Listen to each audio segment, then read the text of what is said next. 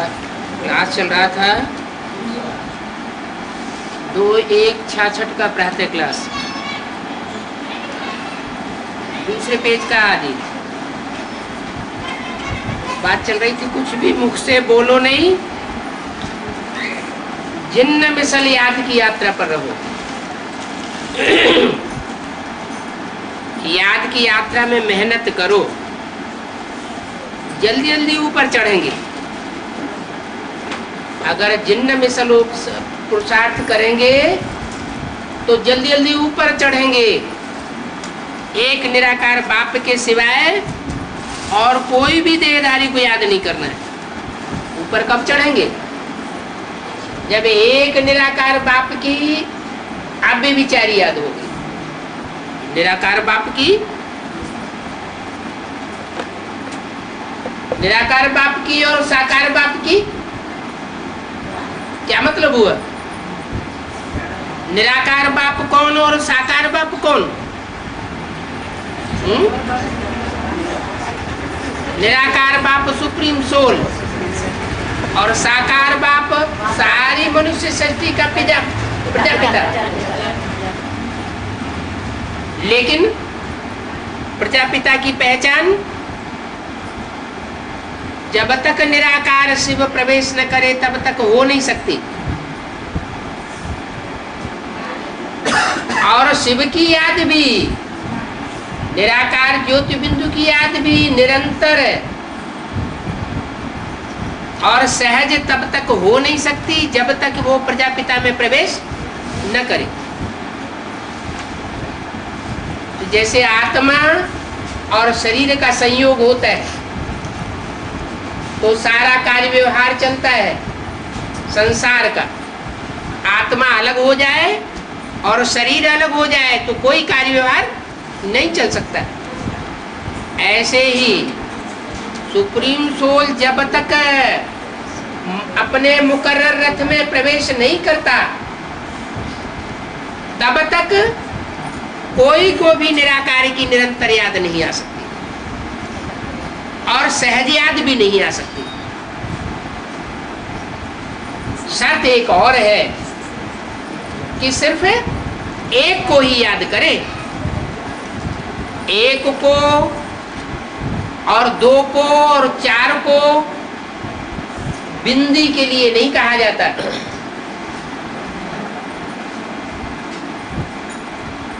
एक आत्मा को हम याद करते हैं, एक आत्मा भी बिंदी। 10 आत्माओं को याद करते हैं, 10 आत्माएं भी बिंदी बिंदी। तो पता कैसे चलेगा कि हमने एक को याद किया, अनेक को याद किया? जरूर कोई रूप होगा, साकार होगा, प्रैक्टिकल रूप होगा, तभी तो कहेंगे एक को याद किया। तो बोला एक के सिवाय और कोई देहधारी को याद नहीं करना। मनुष्य को भगवान नहीं कह सकते। क्या? मनुष्य माना जो मनु की औलाद हो। मनु कहा जाता है मनन चिंतन मंथन करने वाले सुपर अथॉरिटी को, ब्रह्मा को कहते। ब्रह्मा के संकल्प से सृष्टि रची गई तो वो तो संकल्प करने में सुप्रीम अथॉरिटी हुआ। और उस मनु की जो संतान होते हैं उनको कहा जाता है मनुष्य।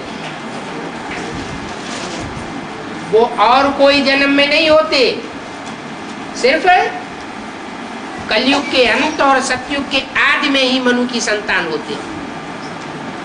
ब्रह्मा की संतान ब्राह्मण कहो, मनु की संतान मनुष्य कहो। इसलिए शास्त्रों में गायन है कि मनुष्य जन्म दुर्लभ है।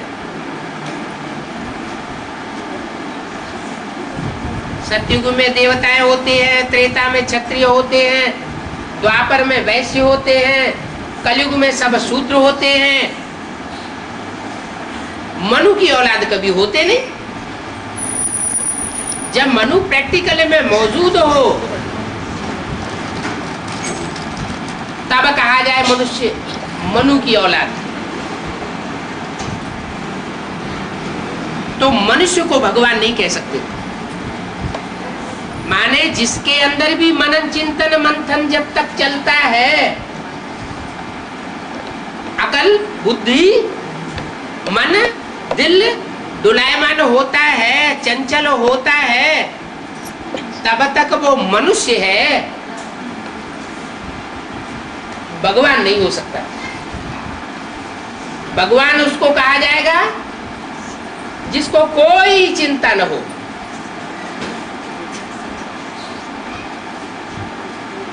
उसको मनन चिंतन करने की दरकार ही नहीं।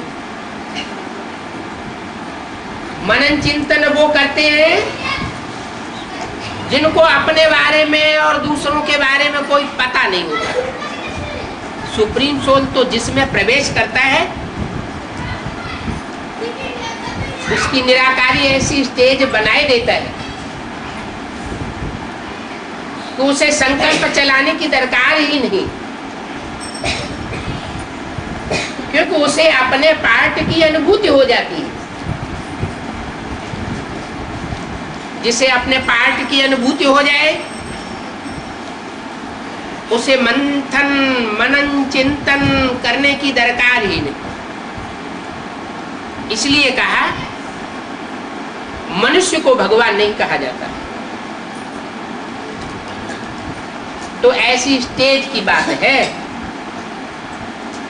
ये बड़ी समझने की बात है। चित्र बड़े अच्छे अच्छे बने हुए हैं, देखा जाता है प्रदर्शनी में, समझाने से हर एक की शक्ल से मालूम पड़ जाता है।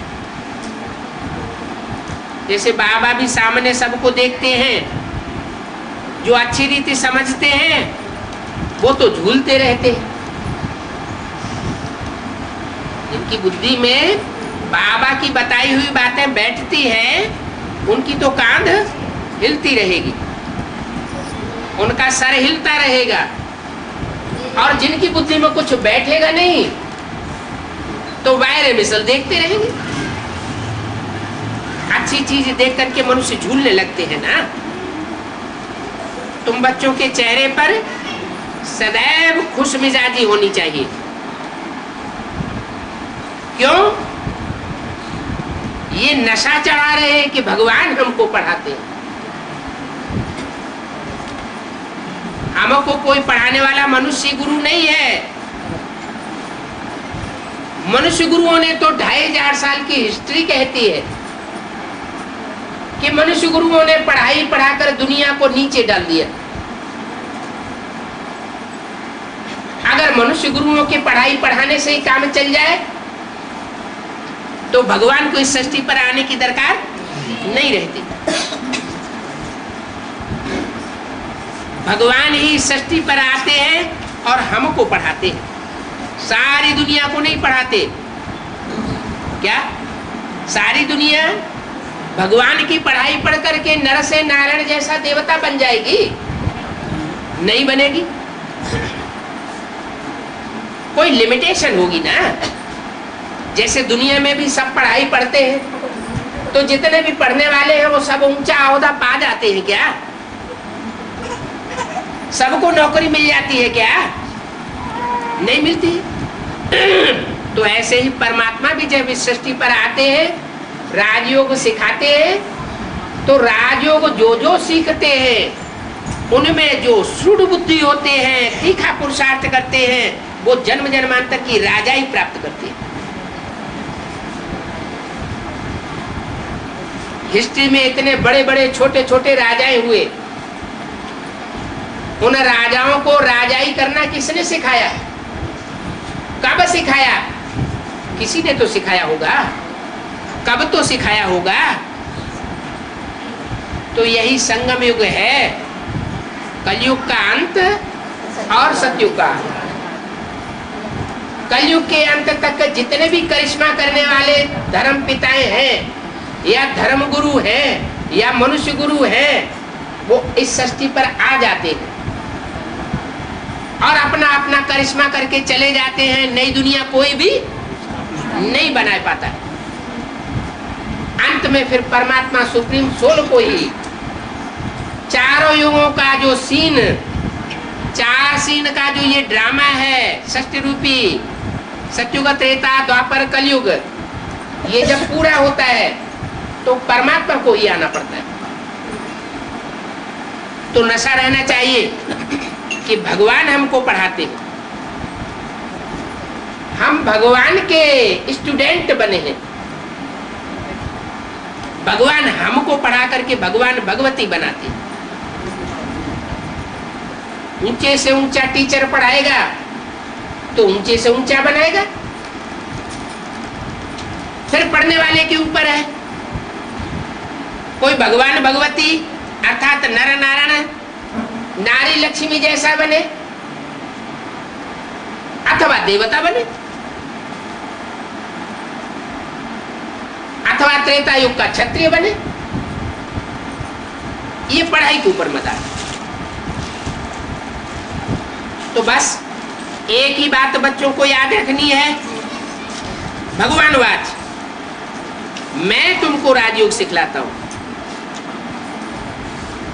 इतनी भी बात अगर बुद्धि में बैठ जाए कि हमको राजयोग सिखाने वाला ऊंचे ते ऊंचा करतार है, सिवाय यहाँ के और कहीं भी भगवान वाच नहीं होता। भगवान उवाच करे, बोले, बोल करके पढ़ाई पढ़ाए, ये सब इसी सत्संग में होता है और कहीं भी नहीं होता। शंकराचार्य उवाच, शिवानंद उवाच कहेंगे, वो तो सब मनुष्य गुरु। तो ये है निराकार भगवान उवाच, तो जरूर भगवान भगवती ही बनावेंगे। अब कौन बनेंगे वो एक दीगर बात। सतयुग में बरोबर भगवती लक्ष्मी भगवान नारायण कहते हैं ना, क्योंकि भगवान ने उनकी आत्मा को ऐसा बनाया, कैसा कि नर से नारायण बने और नारी से लक्ष्मी बने। जरूर आगे जन्म में ऐसी पढ़ाई की है। लक्ष्मी नारायण बनने से पहले का जो जन्म है उसमें जरूर उन्होंने श्रेष्ठ पढ़ाई पढ़ी है। ये पढ़ाई है नई दुनिया अमर लोक के लिए। बहुतों को ये गलत फहमी हो जाती है कि जैसे वो गुरु लोग छू मंत्र काली करते हैं तो इस जन्म के लिए फायदा हो जाता है। बाप कहते हैं मैं आत्मा को पढ़ाई पढ़ाता हूं, देह को पढ़ाई नहीं पढ़ाता। देह का कनेक्शन इस एक जन्म से है और आत्मा का कनेक्शन अनेक जन्मों से। तो मैं अनेक जन्मों की प्राप्त कराता हूं। अनेक जन्मों की राजाई तुम मेरे से प्राप्त करते हो। तो ये पढ़ाई नई दुनिया के लिए है। इस पढ़ाई से तुम विश्व के मालिक बनते हो।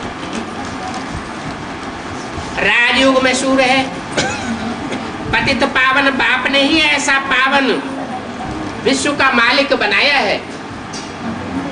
लक्ष्मी नारायण को ऐसा पावन किसने बनाया? परमपिता परमात्मा ने बनाया। बाप आते ही है संगम युग पर। राम राज्य में तो कोई उनको बुलाते ही नहीं। जब इस दुनिया में रावण राज्य होता है चारों ओर, किसका राज्य? रावण का राज्य। राम के राज्य में और रावण के राज्य में क्या अंतर दिखाते हैं? रावण को अनेक सिर है और राम को एक सिर। माने वो एक ही बुद्धि वाली बात बताता है। क्या कोई दुकान होती है ना तो कहते हैं एक दाम, एक ही बात। तो वो सुप्रीम सोल भी आकर के बताते हैं कि गॉड इज ट्रुथ कहा जाता है। सत्य एक होता है, सत्य अनेक नहीं हो सकते। तो मैं आकर सत्य बात बता करके सतयुग की स्थापना करता हूं। बाप कहते हैं राम राज्य में मुझे कोई नहीं बुलाता। जब अनेकों सिर वाले रावण की मत में फंस जाते हैं, कोई कुछ कहता है, कोई कुछ कहता है, कोई कुछ कहता है, और अनेक मतों के झमेले में मनुष्य आत्मा फंसी हुई अपने को महसूस करती है, तब मैं आता हूं और एक मत से, एक श्रीमत से सबकी सदगति करता हूं। राम राज्य में कोई नहीं बुलाते कि हे पतित पावन आओ, क्योंकि वहां तो होते ही है पावन। कोई कोई कहते हैं युगे युगे आते हैं, जैसे गीता में कहा है संभवामि युगे युगे, मैं हर युग में आता हूं। अरे सतयुग में तो है ही सत्य का राज्य, नारायण का राज्य। त्रेता में है ही राम राज्य। द्वापर में भी इतना दुख नहीं होता, कलयुग में बहुत दुख हो जाता है, और वो भी कलयुग के अंत में रौरव नरक हो जाता है। जब बच्चे जास्ती दुखी होते हैं तब मैं आता हूं। कोई भी बाप अपने बच्चों के लिए नया मकान बनाता है, कब बनाता है? जब मकान पुराना हो जाता है, तामसी हो जाता है, तो बनाता है। पुराना मकान तोड़ करके नया बनाता है। तो ये सृष्टि भी एक मकान है। इस मकान की 4 अवस्थाएं जब पूरी होती है, सतयुग, त्रेता, द्वापर, कलयुग, तो ये मकान बहुत दुखदाई हो जाता है। तो परमात्मा आकर के उसे नया बनाता है। तो न सतयुग में उसे आने की दरकार, न त्रेता में आने की दरकार, न द्वापर में आने की दरकार। चारों युगों में नहीं आता, चारों युगों के अंत में आता है। इसलिए शास्त्रों में गायन भी है कल्पांतकारी, माने चारों युगों का जो अंत होता है, कल्प का अंत, उसमें आता।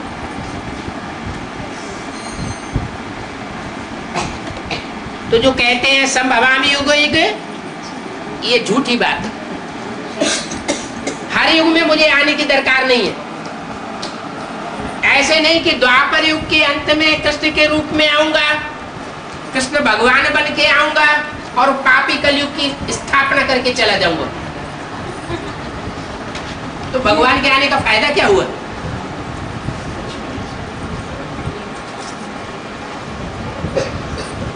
संगम तो होता है, सतयुग त्रेता का संगम होता है, त्रेता द्वापर का संगम होता है, द्वापर कलयुग का संगम होता है, कलयुग और सतयुग का संगम होता है। तो जो आखिरी संगम है कलयुग और सतयुग का, उसमें मैं आता हूं। हर युग के अंत में मनुष्य आत्मा को नीचे उतरना ही है।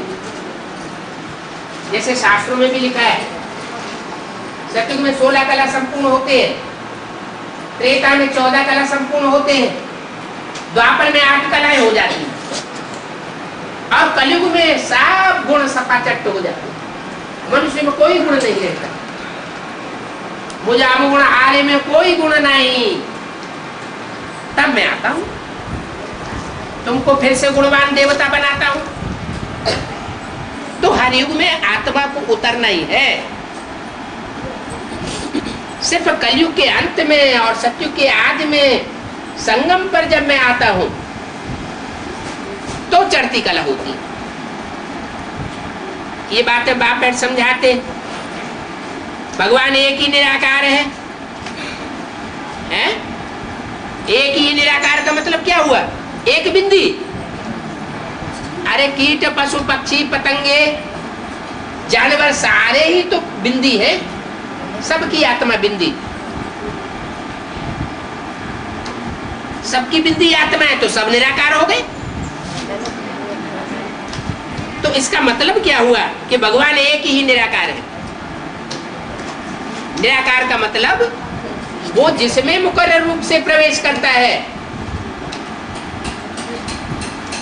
जिसमें मुकर्रर रूप से प्रवेश करता है वो निराकारी स्टेज वाला बन जाता है। जितने भी धर्म पिताएं हैं वो सब निराकारी स्टेज वाले थे, लेकिन उतनी निराकारी स्टेज किसी की भी नहीं रहती जितनी शंकर की निराकारी स्टेज दिखाते हैं। क्राइस्ट के चित्र को देखो, महात्मा बुद्ध के चित्र को देखो, गुरु नानक के चित्र को देखो, उनके चेहरे से देखने से ही पता लगता है कि इनकी आत्मा जैसे परमधाम में निराकारी स्टेज में लटकी हुई। चेहरे से निराकारी स्टेज दिखाई पड़ती है, तो वो तो हैं सिर्फ धर्म पिताएं, अपने सद्धर्म की स्थापना नहीं करते हैं, वो असत धर्म की स्थापना करके जाते हैं। वो सिर्फ इस षष्ठी रूपी मकान की जगह जगह मरम्मत करके जाते हैं, नया मकान कोई नहीं बनाते। ये सुप्रीम सोल बाप तो आकर के पूरी सृष्टि ही रिजुविनेट कर देते हैं, पूरा ही परिवर्तन कर देते हैं। तो वो है एक निराकार, निराकारी स्टेज वाला, जिसको ज्ञान का सागर कहा जाता है। क्या निराकारी होगा तो निर्विकारी होगा, देवभान वाला होगा तो विकारी होगा। निराकारी माने आत्मिक स्थिति वाला, तो कोई विकार नहीं, और आत्मिक स्थिति नहीं होगी, देहभान में होगा तो क्या होगा? तो देहभान आने से विकार आते। अपने को देह समझने से क्या होता है? अपने को देह समझने से, दूसरे को देह देखने से काम, क्रोध, लोभ, मोह, अहंकार, ये 5 विकार पैदा होते। अगर अपन को भी बिंदी आत्मा समझे और दूसरे को भी बिंदी आत्मा के रूप में भ्रकुटी में देखे, ये प्रैक्टिस पक्की करें, तो ये 5 विकार उड़ जाएंगे। तो जो निराकारी होगा वो निर्विकारी भी होगा, निर्विकारी होगा तो निरहंकारी भी होगा। ये परमात्मा की विशेष पहचान है। क्या? निराकारी, निर्विकारी और निरहंकारी। लेकिन वह एक ही है जो निराकारी, निर्विकारी और निरहंकारी होता है। उसको ज्ञान का सागर कहते हैं। क्या? वो निराकारी तो है, बिंदी तो है, उसको कोई संकल्प करने की दरकार नहीं है, फिर भी वो ज्ञान का सागर है। ज्ञान का सागर है और पतितों को पावन बनाने वाला है। उसको पतित पावन कहा जाता है। क्या? जिसके अंदर कोई भी प्रकार के संकल्प विकल्प न चले, वो ही पतितों को पावन बनाने वाला निराकार परमात्मा है। तो बोला सर्व को पतित से पावन बनाने वाला वो बाप है। जिस समय मुरली चलाई गई उस समय ये नहीं कहा कि पतितों को पावन बनाने वाला यह बाप है। माने ब्रह्मा की तन में माउंट आबू में वाणी चलाई गई ना, तो उस समय नहीं कहा कि यह बाप है। क्या कहा? वह बाप है, माने दूर कर दिया। भविष्य में वो पार्ट प्रत्यक्ष होने वाला। ब्रह्मा के रूप में अगर भगवान पतित पावन के रूप में प्रत्यक्ष हुआ होता तो ब्रह्मा की पूजा होती, ब्रह्मा के मंदिर बनते, ब्रह्मा की मूर्तियां बनती, लेकिन नहीं बनती, पूजा नहीं होती। इससे साबित होता है कि त्रिदेव में से जो ऊपर के स्टेज वाले 2 देवताएं हैं, विष्णु और शंकर। शंकर को कहा जाता है महादेव। देव ब्रह्मा, देव विष्णु, देव देव महादेव। माना वो सबसे ऊंची हस्ती है, देवताओं में भी सबसे ऊंची हस्ती है। उस ऊंची हस्ती में ही सुप्रीम सोल प्रवेश करता है और प्रवेश करके पतितों को पावन बनाता है। तो भारत में ही गायन है, तुम माता पिता हम बालक तेरे। दूसरे देशों में ये गायन नहीं है। तो जरूर वो ब्रह्मा के रूप में आकर के माता बनता है, ब्राह्मण बच्चों को जन्म देता है, उनकी प्यार से पालना करता है, और वो कार्य जब समाप्त हो जाता है तो बाद में ब्रह्मा के शरीर छोड़ने पर वो शंकर के नाम रूप से, जिसे कहते हैं शिव शंकर भोलेनाथ, उस नाम रूप से पतितों को पावन बनाने वाला सदगुरु भी बनता है, वर्षा देने वाला बाप बनता है, और सुप्रीम टीचर भी बनता है। जो भी वेद शास्त्र है उनका सार आकर के बताता है, तो वो टीचर भी है। यहाँ आकर के बच्चों की पालना करते हैं। कहाँ आकर के? परम धाम से इस सृष्टि पर आकर के बच्चों की पालना करते हैं, पढ़ाते भी हैं, बाप के रूप में जन्म देते हैं। कैसे? बाप के रूप में जन्म देने का क्या मतलब हुआ? ज्ञान ले लिया, मैं आत्मा बिंदु हूं, परमात्मा ज्योति बिंदु है, सृष्टि के चारों युगों का चक्र कैसे फिरता है वो भी जान लिया। तो क्या हमें अपनी आत्मा की पहचान हो गई है? ये पहचान तो सबको हो गई कि मैं आत्मा बिंदु। असली पहचान ये है कि मैं आत्मा इस सृष्टि रूपी रंगमंच पर सबसे श्रेष्ठ पार्ट बजाने वाली कौन सी आत्मा हूं। मुझे आत्मा ने 84 चोले धारण किए, उन 84 चोलों में सबसे श्रेष्ठ मेरा पार्ट कौन सा है, ये आत्मा को पता लग जाए। आत्मा पार्टधारी है, रंगमंच पर पार्ट प्ले करती है, अनेक चोले बदलती है, तो उसे अपने श्रेष्ठ पार्ट का पता होना चाहिए। तो बाप आकर के बताते हैं कि मैं तुम्हें जन्म देता हूं। माना बाप जब तक नहीं आते तब तक हमें अपने आत्मा के स्वरूप का साधारण परिचय भी नहीं मिलता कि मैं आत्मा बिंदु हूं, और विशेष परिचय भी नहीं मिलता कि मैं आत्मा 33 करोड़ देवताओं में से कौन से देवता का विशेष पाठ बजाने वाली हूं, कौन सी देवी का विशेष पाठ बजाने वाली हूं। तो वो आकर के पहचान देता। माना बाप आकर के हमें जन्म देते हैं। जन्म देना माना हमारे स्वरूप की प्रत्यक्षता करते हैं। जैसे बच्चा पैदा होता है, जब तक पैदा नहीं हुआ है तब तक गर्भ में गुप्त है, नहीं जानते कि बच्चे का रूप क्या होगा, स्वरूप क्या होगा। जब बाहर आता है तो प्रत्यक्ष होता है। तो ऐसे ही जो भी ब्राह्मण बच्चे पढ़ाई पढ़ने वाले हैं वो सुप्रीम सोल बाप की पढ़ाई पढ़ करके अपने स्वरूप को पहचान लेते कि मुझे आत्मा का कौन सा स्वरूप है। तो पढ़ाते भी है, फिर यात्रा भी सिखाते हैं। यह है तुम्हारी रूहानी यात्रा। कलयुगी गुरु तो इसी रूहानी यात्रा को जानते नहीं।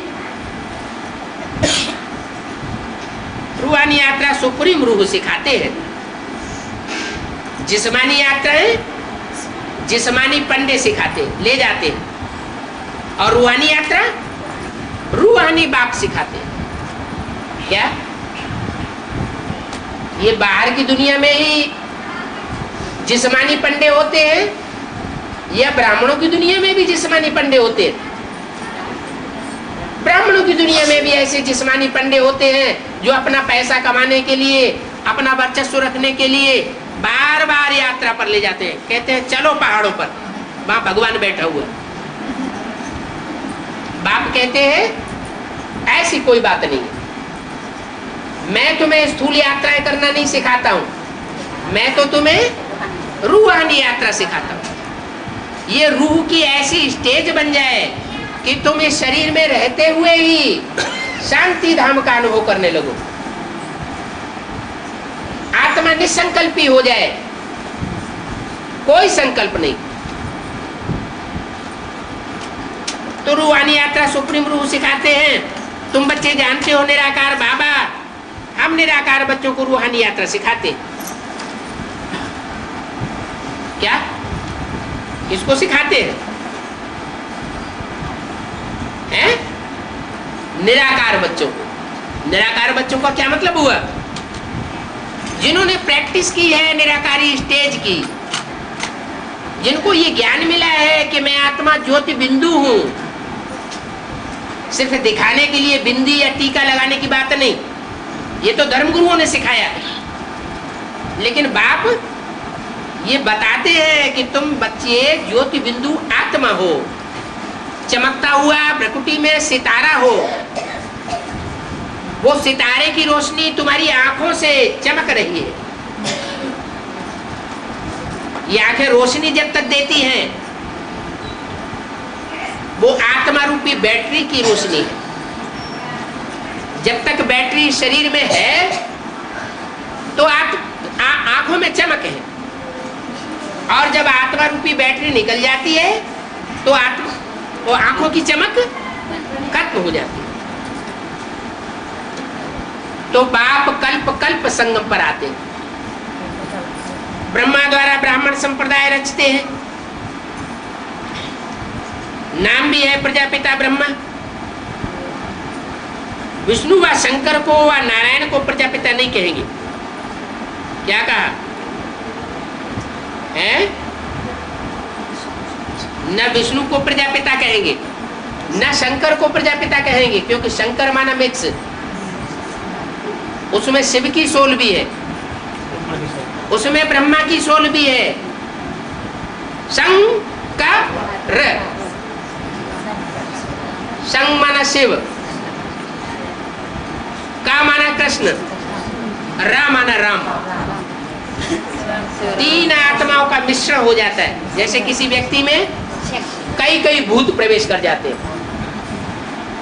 वो तो भूत प्रेत होते हैं, अनिष्ट करने वाली आत्माएं। ये तो कल्याणकारी आत्माएं हैं। तो प्रजापिता एक ही है। क्या मिक्स को प्रजापिता नहीं कहा जाता? सूक्ष्म बतन में तो प्रजा होती नहीं है, प्रजा कहाँ रची जाएगी? साकार सृष्टि पर रची जाएगी या ऊपर सूक्ष्म बतन परमधाम में रची जाएगी? साकार सृष्टि पर। नई दुनिया में है विष्णु का राज्य, अर्थात तो दो रूप लक्ष्मी नारायण का राज्य कहा जाता है। दो रूप कौन कौन? एक सतयुगी लक्ष्मी नारायण और एक संगमयुगी लक्ष्मी नारायण। तखत के पिछाड़ी विष्णु का रूप रखें तो भी एक ही बात है, साक्षात्कार भी विष्णु का होता है। ये प्रवृत्ति मार्ग का अर्थ समझाने के लिए है। क्या विष्णु माना चार भुजाएं मिक्स हो गई, माना दो पेयर हैं, दो युगल हैं, जिनके स्वभाव संस्कार मिलकर के एक हो जाते। कौन कौन दो युगल? राम के साथ सीता और कृष्ण के साथ राधा। ये तो उनके हुए त्रेतायुगी सतयुगी नाम। अब वर्तमान संगम युग के नाम कौन कौन से हैं? ब्रह्मा के साथ सरस्वती, उन्हीं आत्माओं के नाम है। ब्रह्मा के साथ सरस्वती और शंकर के साथ पार्वती।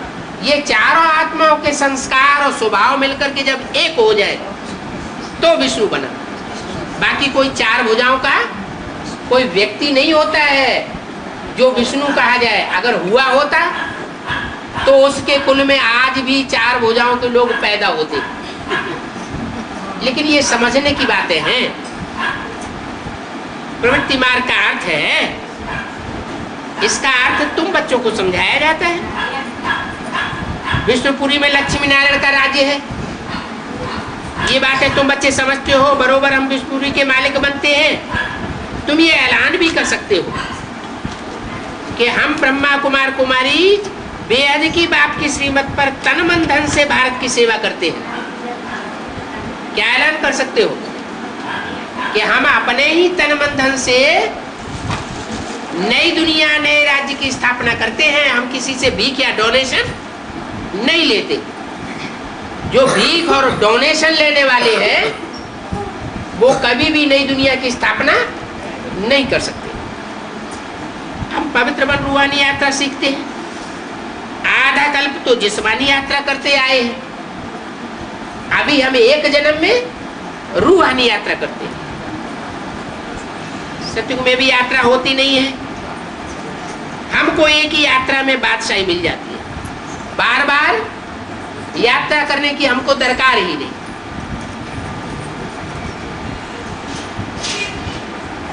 वो तो यात्रा करते हैं, अमरनाथ की चढ़ाई चढ़ते हैं और फिर नीचे लौट आते हैं। जब तक यात्रा करते हैं तब तक पवित्र रहते हैं, वापस आए फिर अपवित्र बनने लग पड़ते हैं। यहाँ ऐसा नहीं होता। यहाँ तो एक ही जन्म में बाप आकर हमको ऐसी चाड़ी चढ़ाई देते हैं, ऐसी ऊंची स्टेज में ले जाते हैं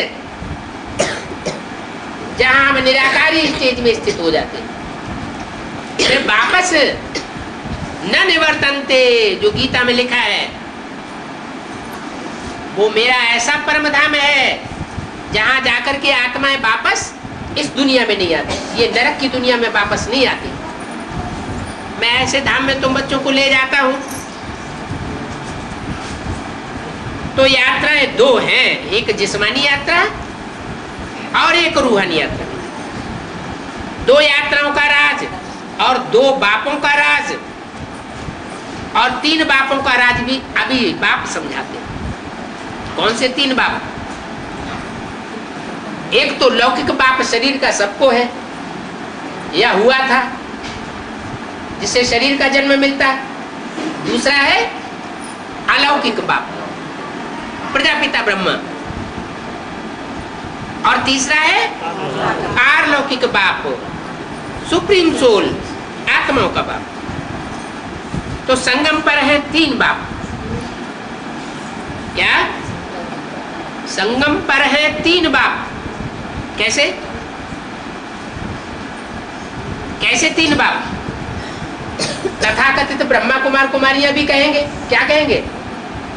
हमारे तीन बाप हैं। कौन कौन से तीन बाप? एक तो लौकिक शरीर को जन्म देने वाला, वो तो सब मान लेंगे कि हाँ है या हुआ था। दूसरा कहेंगे अलौकिक बाप, वो अलौकिक वतन में रहता है, वो सूक्ष्म वतन में रहता है, वो भी नहीं है। और पारलौकिक बाप, निराकारी बाप, वो परमधाम में रहता है। तो फिर रहता परमधाम में है, रहता सूक्ष्म वतन में है। तो यहाँ कहाँ हुआ ना? यहाँ नहीं हुआ ना।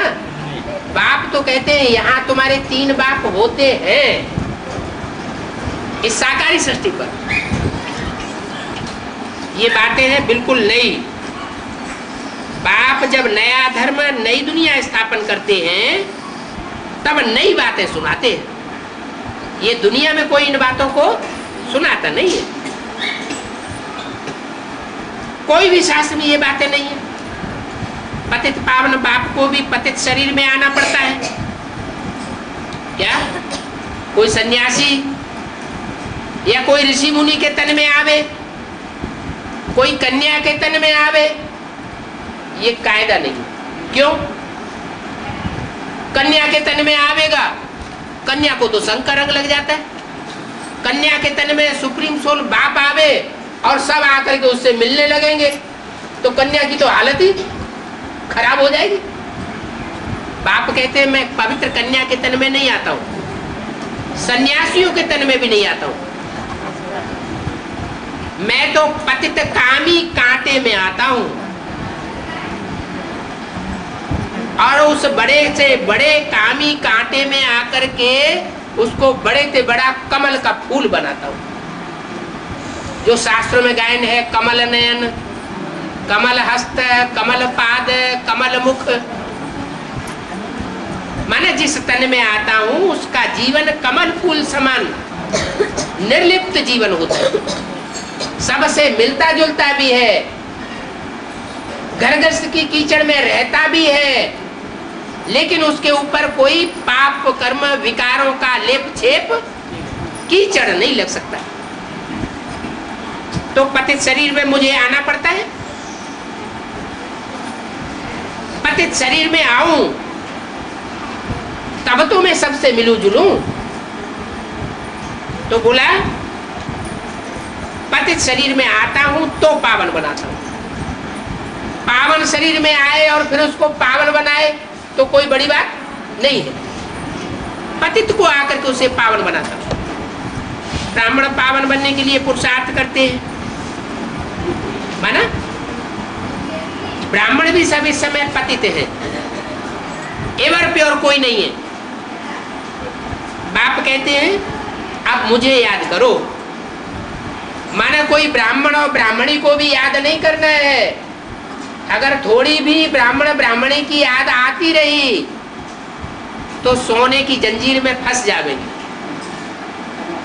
और अगर सोने की जंजीर में फंस गए तो निकलना बहुत मुश्किल है। क्यों? क्योंकि लोहे की जंजीर माने लौकिक दुनिया वालों का मोह। लोहे की जंजीर तो तोड़ के फेंक दो, कोई खर्चा नहीं हुआ। और सोने की जंजीर में तो थोड़ा मोह आता है, कॉस्टली चीज है, कैसे फेंके? तो बताया कि जो ब्राह्मण है वो भी पावन बनने के लिए पुरुषार्थ कर रहे हैं। माने ब्राह्मण भी सब पतित हैं, अभी कोई ब्राह्मण पावन नहीं बना।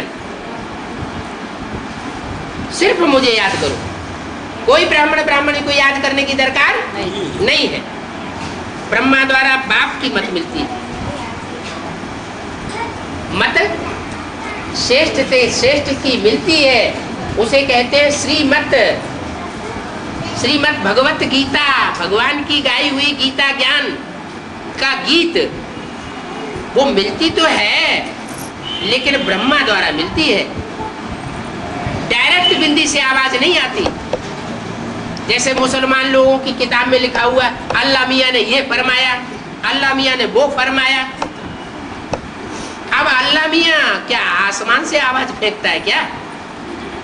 फरमाने के लिए तो मुख चाहिए ना। तो मैं प्रवेश करता हूं, ऐसे नहीं कि बाप का बनने से पवित्र बन जाते हैं। कोई सरेंडर हो जाए, बाप के बन जावे, समर्पण पत्र लिख देवे, तो ऐसा करने से ही पावन बन जावेंगे, ये कोई जरूरी नहीं है। नहीं, बाप युक्ति समझाते हैं, अपने बच्चों को कहते हैं, बच्चे मन मना भव। क्या करो? मन मना भव। मना माना मन में, भव माना समाजा। अपने मन को मेरे मन में समा दे।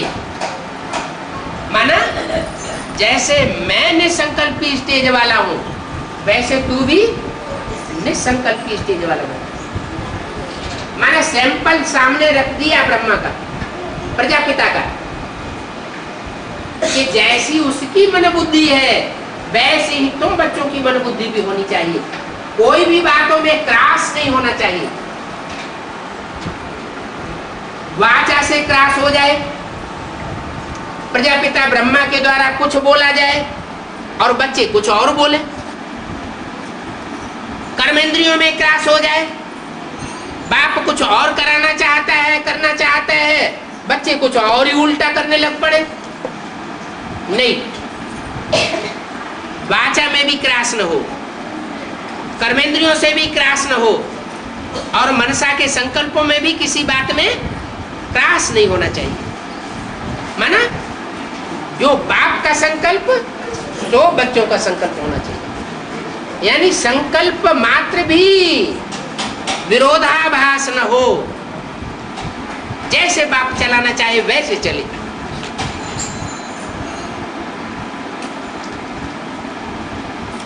तो बाप कहते हैं बच्चे मन मना भव। जरूर पहले इनको कहेंगे। किनको है? बाप कहते हैं मन मना भाव, तो पहले किसको कहेंगे? इनको। इनको माने कोई दो है कम से कम, इसको नहीं। अगर इसको कहा होता तो ब्रह्मा के लिए लागू होता, क्योंकि ब्रह्मा के तन में प्रवेश करके ये मुरली चलाई।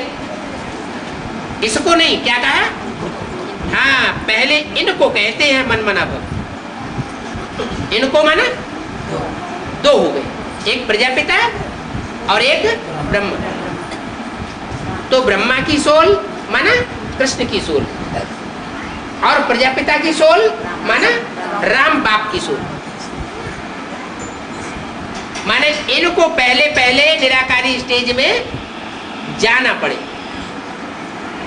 इन द्वारा ही कहते हैं, क्योंकि गुरु कहे, सतगुरु अकाल मूर्त कहा जाता है। माने उसको, गुरु को काल नहीं खाता, उसकी मूर्ति होती है, माने साकार होता है। और जिसके द्वारा कहते हैं तो वो तो साकार ही हुआ। इनके द्वारा कहते हैं माम एकम याद करो। रामकृष्ण की आत्माओं के द्वारा कहते हैं मुझे एक को याद करो। ऐसे नहीं कि बिंदी कहती है मुझे एक बिंदी को याद करो। इन द्वारा कहते हैं बुद्धि का योग मेरे साथ रखो। मेरे साथ बुद्धि का योग रखो का मतलब ऐसे नहीं बिंदी के साथ योग रखो। क्या? मैं सुप्रीम सोल ज्योति बिंदु जिस प्रजापिता ब्रह्मा के तन में मुकर्रर रूप से प्रवेश करता हूं, उसके साथ बुद्धि योग रखो। तो जैसे उसके वाइब्रेशन होंगे वैसे तुम्हारे भी बन जाएंगे। जैसे उसकी चलन होगी वैसे तुम्हारी भी चलन बन जाएगी। जैसे उसकी वाचा होगी वैसे तुम्हारी भी ज्ञान युक्त वाचा हो जाएगी। तो इसको रूहानी यात्रा कहा जाता है। क्या? जो भी कर्म करो, जो भी वाचा बोलो, जो भी संकल्प चलाओ, वो बाप समान संकल्प हो, बाप समान कर्म हो, बाप समान वाचा हो, तो इसको कहा जाता है रूहानी यात्रा। कितनी सहज बात है। फिर भी कहते हैं हमारा योग नहीं लगता। अरे योग क्यों लगाते हो? याद करो ना। जो चीज आंखों से देखी जाती है, कानों से सुनी जाती है, वो याद तो रहती है ना। तो मन मना भाव को ही रूहानी यात्रा कहा जाता है। अपने आप को, अपने घर को याद करना। इसको किसको याद करना है? आत्मा अपने आप को याद करे। सबसे पहली सीढ़ी है कि मैं आत्मा ज्योति बिंदु सितारा। सवेरे उठते उठते पहला फाउंडेशन ये पक्का करना है। क्या? मैं आत्मा ज्योति बिंदु सितारा। ये प्रकृति के मध्य में उस आत्मा को ध्यान करना है। फाउंडेशन सवेरे सवेरे जिसका पक्का पड़ जाएगा, वो सारा दिन वो रूहानी स्टेज में रह सकेगा। तो अपने बाप को याद करो, अपनी आत्मा को याद करो, और घर को याद करना। क्या? अपना घर कौन सा है? निराकारी धाम। निराकारी धाम। धाम माना हमारी बुद्धि जहां, आत्मा मन बुद्धि जहां टिकी रहे। इसलिए गाया जाता है अंतकाल जो स्त्री सिमरे। क्या? अंतकाल अगर किसी को स्त्री की याद आ जाती है तो क्या होगा? अंतमते तो गते हो जाएगी, स्त्री का चोला मिलेगा। और कलयुग में जितनी भी स्त्रियां होती है वो सब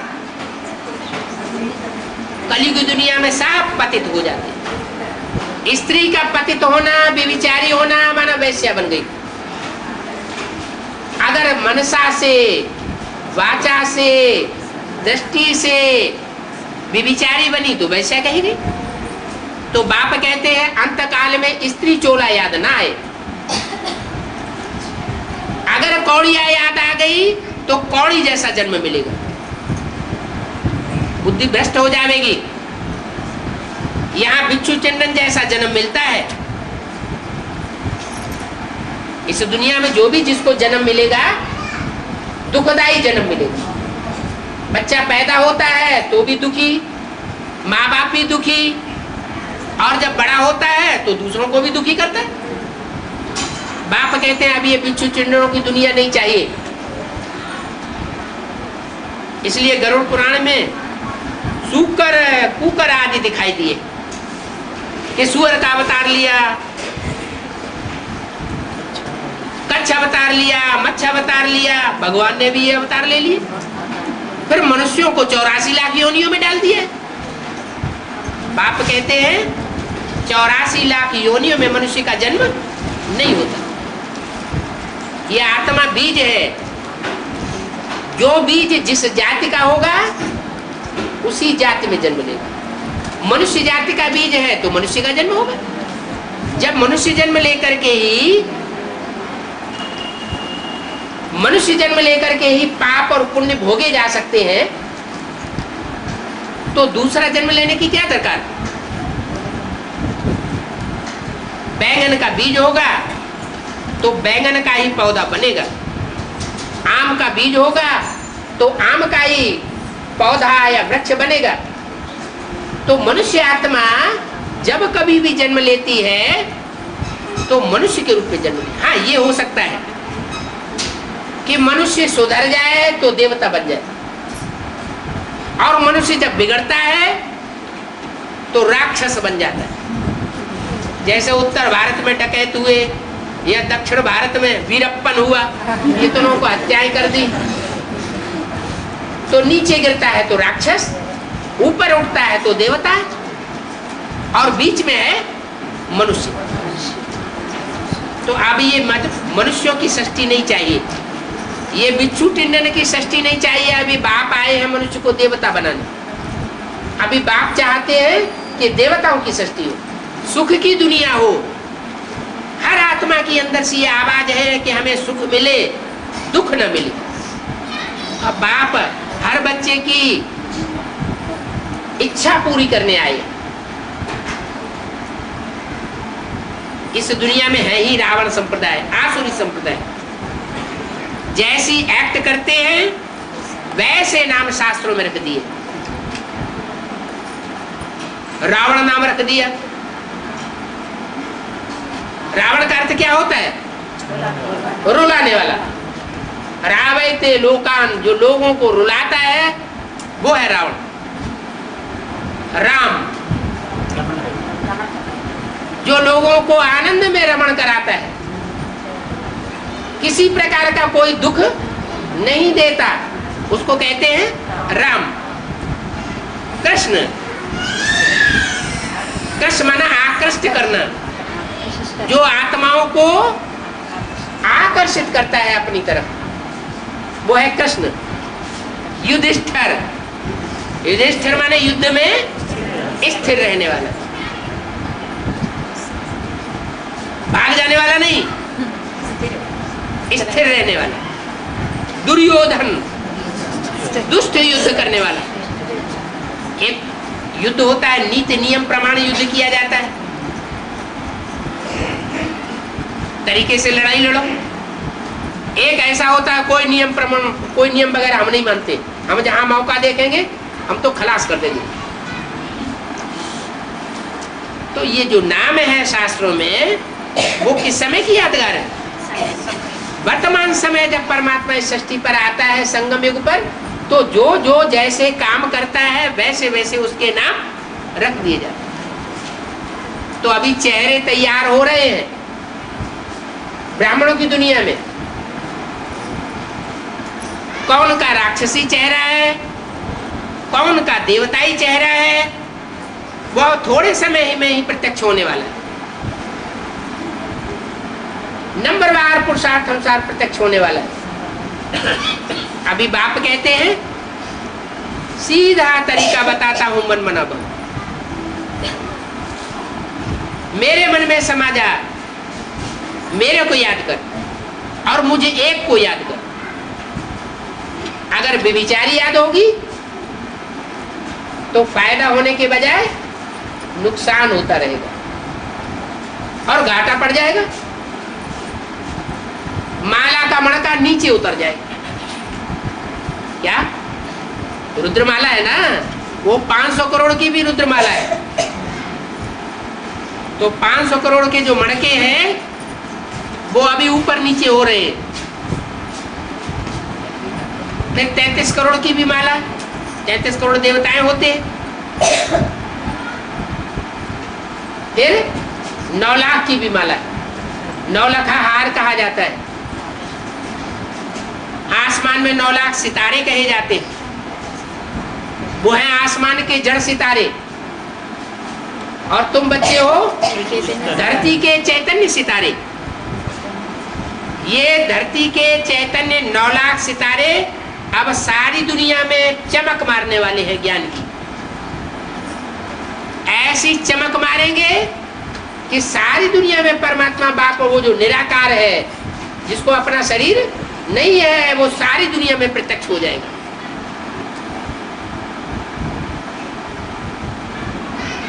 तो अब ऐसे नाम नहीं धराना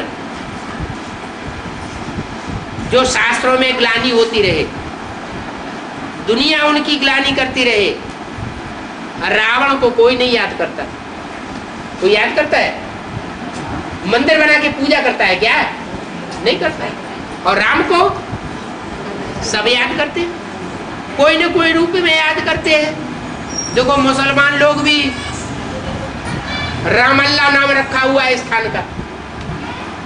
क्या मुसलमानों ने भी एक स्थान विशेष का नाम क्या रखा? रामल्ला। तो राम और राम संप्रदाय ये बनने का पुरुषार्थ करना है। रावण और रावण संप्रदाय बनने का पुरुषार्थ नहीं करना है। तुम हो ईश्वरीय संप्रदाय और वो है आसुरी संप्रदाय। ईश्वरीय संप्रदाय ईश्वर की महिमा करेंगे और आसुरी संप्रदाय ईश्वर की ग्लानि करेंगे और रावण की महिमा करेंगे। अभी बाप कहते हैं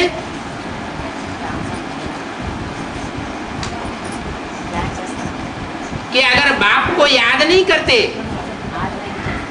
उल्टे सुल्टे काम कर लेते हैं, उल्टी सुल्टी बातें करते हैं,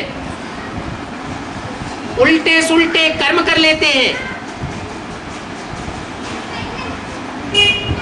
तो फिर असुर बन जाते। याद करने से फिर कुछ थम जाते हैं। जब तक याद में रहते हैं तब तक थमे रहते हैं, और जहां याद टूटी और संग का रंग आसुरी दुनिया का लगना शुरू हो जाता है। जब तक बच्चे याद में रहते हैं तो मौज में रहते हैं, और जब बाप को भूल जाते हैं तो आपस में एक दूसरे से लड़ने झगड़ने लग पड़ते हैं।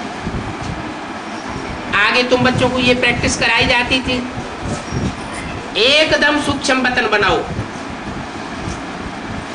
आवाज बिल्कुल न हो, क्योंकि सूक्ष्म बतन में तो हर बात सूक्ष्म होती है। बातचीत भी सूक्ष्म इशारे से। कोई भी आवे तो समझे कि देखो ये कितना शांत में रहते हैं, हम जैसे सूक्ष्म वतन में।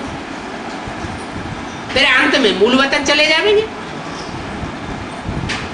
मूल वतन माना जहां आत्माएं मूल रूप में बिंदु बिंदु रूप में रहती है, जिसको अंग्रेज लोग कहते हैं सोल वर्ड, सुप्रीम एबोड। मुसलमान लोग कहते हैं अर्श, खुदा अर्श में रहता है। तो फिर हम सब मूल वतन में चले जाएंगे। आवास कम, इसको रॉयल्टी कहा जाता है, क्योंकि तुम बच्चे विश्व के रॉयल मालिक बनते हो ना। तुम समझते हो हम कितने लायक बनेंगे और कितने रॉयल बनेंगे। फिर जब पतित बनते हैं तो अपने ही चित्रों की बैठ पूजा करते। हम ही देवताएं थे सतयुग में। फिर द्वापर कलयुग में जब नीचे उतरते हैं, भिखारी बनते हैं, तो अपने ही देवताओं के रूप बैठ करके पूजा करने लग पड़ते। तो ये सारे रात बाप बैठ बच्चों को समझाते। अच्छा, ओम